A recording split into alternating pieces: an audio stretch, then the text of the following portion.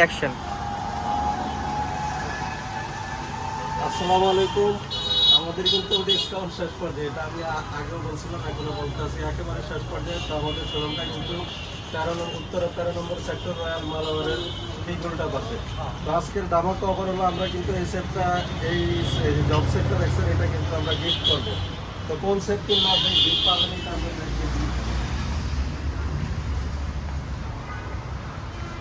আপনারা যদি আপনারা যদি আমাদের এই যে ইউনিক ডিনার সেটটা নেন, সেক্ষেত্রে কিন্তু আমরা এই জব সেটটা গিফট করে দিব।